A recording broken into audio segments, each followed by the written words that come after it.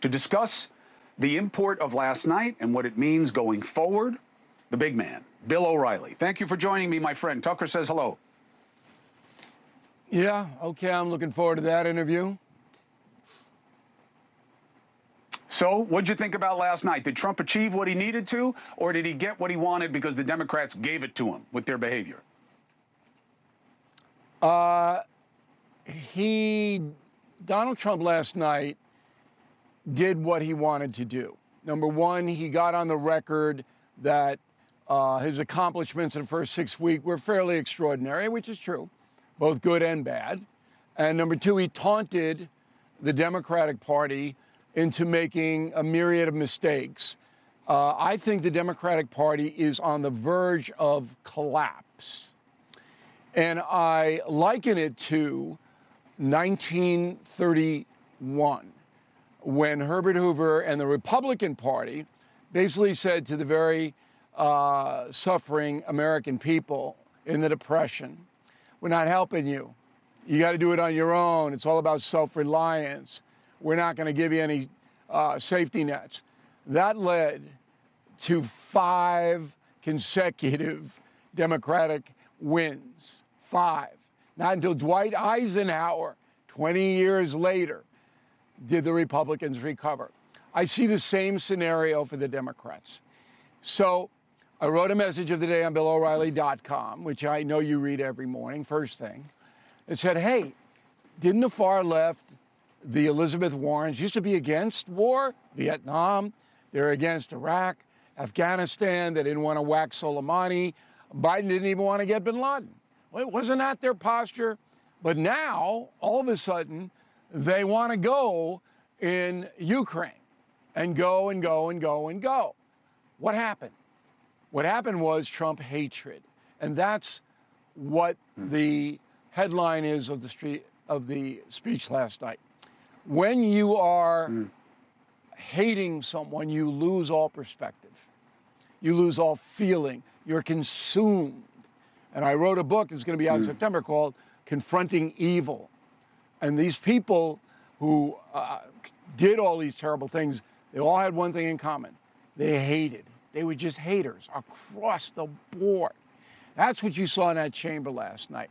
You saw it from Green. I thought Al Green was the guy who was saying, love can keep us together, or what, that great soul song, and all of a sudden, this guy from Texas looked like he should be starring in the Texas Chainsaw Massacre. He's up there, he's flailing around, and I'm going, wait, do you think you're helping your party?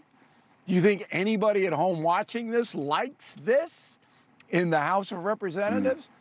But he couldn't help it because he hates Trump so much. And that's across the board in the Democratic Party. Well, it's not just the Democratic Party. It's across that chamber. It's across the country, as manifested in social media. I see our ruling class as echoing social media more than they do reality. I do not look. I'm around the country all the time, and I don't confront what I do on social media. You're on to something. It's gotten so absurd, so extreme, so stupid. I have to disagree with you. I disagree with you. All the polls say that the Republican Party, 90%, is backing Trump. Even though the tariffs might not work, they're saying give it a little time. It's 90, that's a big number, okay? It's the independents who swing, and that's why Trump is president. It's the independents swung toward him. Now, last night, as you rightly pointed out, the independents could not have supported not only the little boy who got cancer and now was so thrilled about being a Secret Service agent, but the 95-year-old grandmother who asked Donald Trump to get her grandson out of Russia, and Trump didn't get applause, okay? The high school student who got hit in the head with a volleyball by a trans guy and his brain damage didn't get applause.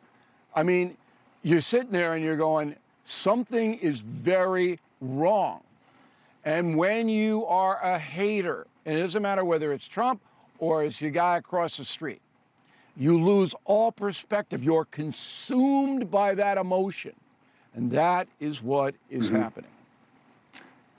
Listen, I hear it. You're not wrong in your diagnosis. It's just incomplete.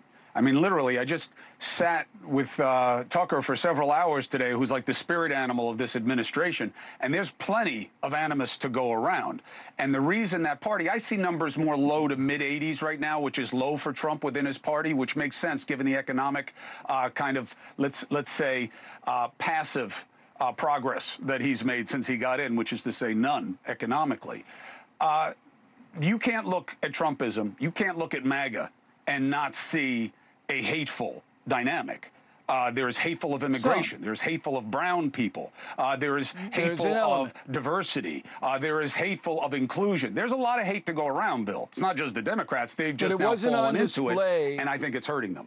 But Cuomo, and Dusty is giving me the rap. It wasn't I know, she's yelling at me too. It wasn't on display.